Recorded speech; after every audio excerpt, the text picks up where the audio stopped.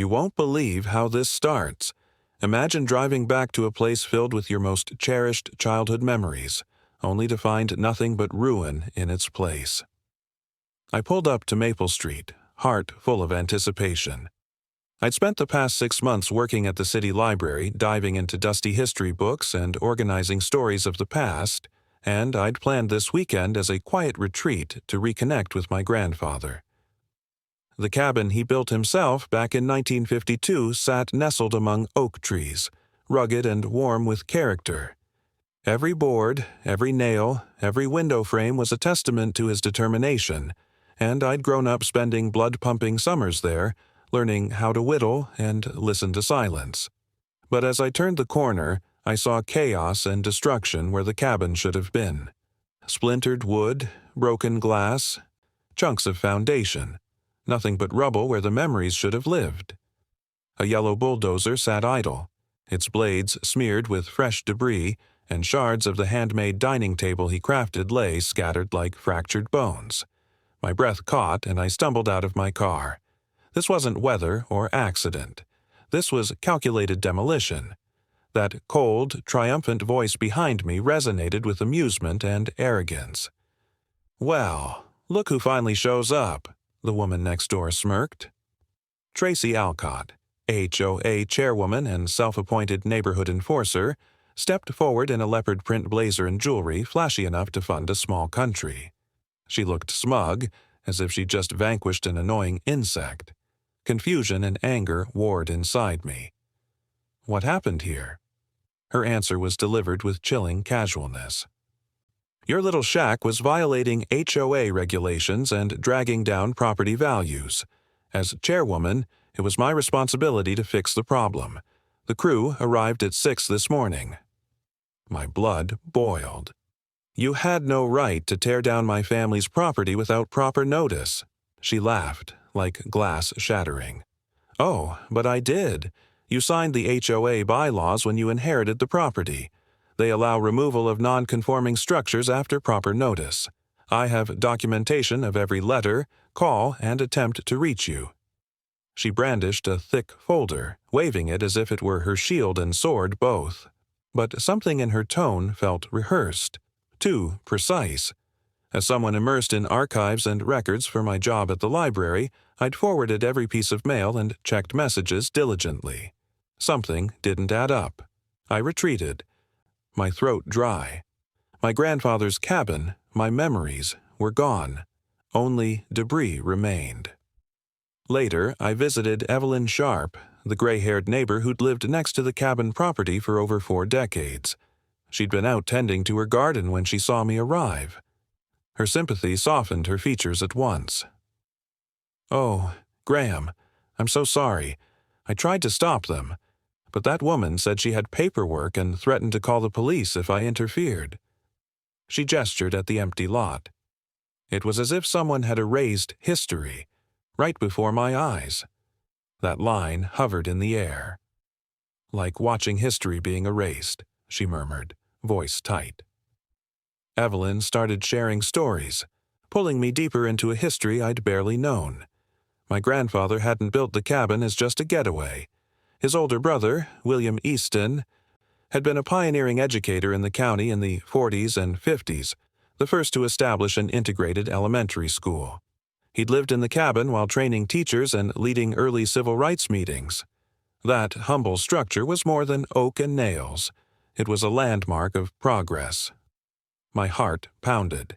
Could the cabin have legal protection under preservation law? Could Tracy have destroyed a registered historic site? Then my phone buzzed. A text from a law firm representing Tracy demanded I stop harassment and intimidation or face legal action. But their anxiety only amplified mine. Why the panic so early? At home, I combed through my grandfather's paperwork, and sure enough, I discovered a tin box labeled "Open Only When Truly Necessary." G.E. Senior. Inside lay proof I hadn't expected. A certificate from the State Historic Preservation Office dated October 15, 1999, designating the cabin as a protected historical landmark. The words on the certificate jumped off the page. Destruction without explicit permission from the State Preservation Board was a Class C felony, up to 5 years in prison and heavy fines. I pressed it to my chest, feeling him beside me. "This is how you fight back." I could almost hear his voice. My first call was to Douglas Hart, a real estate attorney I'd known through library business. When I read the certificate's language, he whistled in disbelief. Felony charges, personal liability, civil reimbursement. This was beyond HOA overreach. He warned me that Tracy might destroy evidence or intimidate witnesses once she realized the severity of her crime. Not long after, another text arrived, this time more aggressive, threatening fraud charges against me for extortion. The timing was suspicious, hours after I uncovered evidence of legal protection. While leaving Douglas's office, I noticed a dark sedan following me. My eyes darted to the tinted windows. The driver stared. For several blocks it tailed me before drifting away. Douglas's warning flashed through my mind. Panic behaviors, intimidation, desperation. I realized Tracy might be escalating already. The next morning, I found my driveway blocked, my lawn turned into a stage. Neighbors clustered, awkward, curious. In their midst stood Tracy, bright red jacket blazing like a political banner, clipboard in hand. As I opened my door, she pointed theatrically. "And here's the man lying about illegal property and trying to defraud us all." The accusation hit like a slap, not because it was true, but because it sounded rehearsed. She claimed I'd faked documents trying to extort money via fraudulent threats. She held certified mail receipts, alleged refusal to respond, all too symmetrical. But then Evelyn spoke up, voice steady and firm. "I've known Graham for 40 years. He's never been dishonest. Tracy has bulldozed us ever since she moved in. If she truly believed she was in the right, why turn neighbors into jurors instead of letting the courts decide?" Her words rang true, and I saw the cracks in Tracy's performance. She shifted to attack Evelyn, coldly warning her against interfering in legal matters, threatening consequences, property values, even using an implied threat as subtle as chess. Neighbors stiffened. Her bullying tone was exposing her. After the crowd drifted off, my phone rang. A man on the line claimed to be a former neighbor from another HOA where Tracy had done the same. 3 homes demolished, elderly or absent owners targeted. One story involved forging documents and casualties. Eventually, she'd been exposed and forced to leave that neighborhood. Her same playbook, different victims. At the county library, I dug deeper into archives. I unearthed articles from the Maplewood Heights Gazette, complaints about missing community funds, discriminatory rule enforcement, unauthorized demolitions. A widow whose home was torn down while she was in rehab. Her signature had been forged. Tracy eventually paid damages, but only under pressure. Heart racing. I realized I had a real chance to expose her pattern of abuse. And soon after, I received a call from Frank Doyle of the State Historic Preservation Office. He'd been watching this case since Douglas contacted the Attorney General's office. Frank said my cabin fit a pattern of organized fraud targeting protected properties. He suspected Tracy was part of a network intent on clearing land for development, using demolition to bypass preservation laws. My case, with bulletproof documentation, was exactly what his team needed. I wasn't alone in this fight anymore. It wasn't long before I got a visit from 2 well-dressed men claiming to be mediators. They offered $25,000 to drop all claims in exchange for a non-disclosure agreement. Their tone carried threat beneath courtesy. This felt more than a neighborhood dispute. I declined. When someone tries to hush you with that level of pressure, you know the stakes are high. That evening came a text from Evelyn. "Neighbors want an emergency HOA meeting tonight. We want you to present. It's time to take our neighborhood back." Relief and hope warmed me. The tide was turning. At the meeting, the air was thick with tension. Tracy arrived late, flanked by those same 2 men. I handed out copies of the preservation certificate, photos of the cabin in its glory, and documentation of its role in civil rights history. The room fell silent. Eyes widened as neighbors read. Margaret Henderson finally spoke, voice clear. "Tracy, did you know about this when you ordered the demolition?" Tracy wavered, deflecting blame, calling the certificate fake or outdated. She said I'd hidden the cabin's status. She produced her own folder with claims of forgery. The absurdity made some neighbors laugh. Then Frank Doyle entered. Gasps filled the room. He introduced himself, stated that destroying protected landmarks wasn't private business. It was a criminal matter. He produced recordings of Tracy instructing contractors to bypass any preservation signs.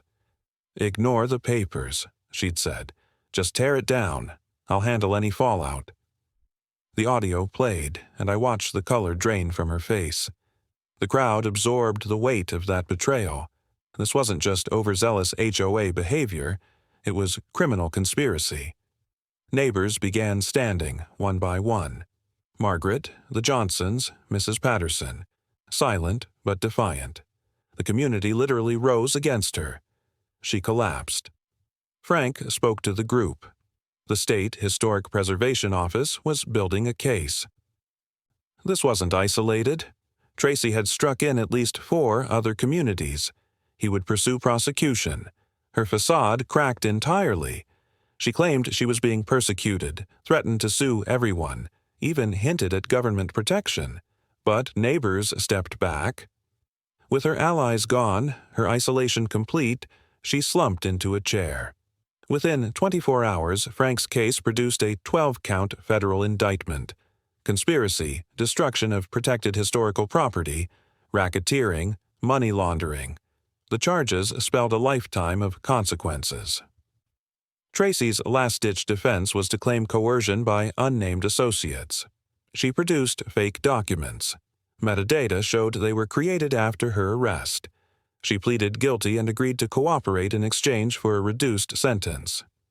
The deal: 7 years in prison, 5 years supervised probation, $250,000 restitution to rebuild the cabin properly, plus $180,000 in damages for irreplaceable artifacts. Her house sold at a steep loss. The scandal that had inflated values ended up crushing her property's worth. But the best part wasn't the punishment. It was the broader exposure. 14 people across 6 states were eventually prosecuted. Over $4 million in stolen assets were recovered, and new laws were enacted to better protect historical properties in vulnerable communities. The crooked network she'd been part of disintegrated. 8 months later, a team of historical craftsmen completed the new cabin. Solid, reminiscent of the old, built with period materials and reverence for the past. A bronze plaque hung by the front door. William Eastston Educational Heritage Site.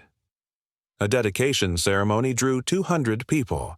Former students, civil rights activists, and neighbors who had witnessed the storm. Standing on the porch, I felt the weight of history and the strength of community. The cabin was more than rebuilt wood and nails. It was memory, justice, resilience. Every family that toured it, every local group that met there on topics of social justice, that was its real purpose, a place where the past taught a better future. I'll never forget the devastation, but I also won't forget the power of gathering evidence, finding allies, and fighting for what's right. Some things, like heritage and justice, are too important to let someone tear them down. And even when they try, once the right people see what's at stake, standing together becomes stronger than fear. So, yes, I faced a power-hungry HOA tyrant. But sometimes you meet the wrong person at the right time, and then things change.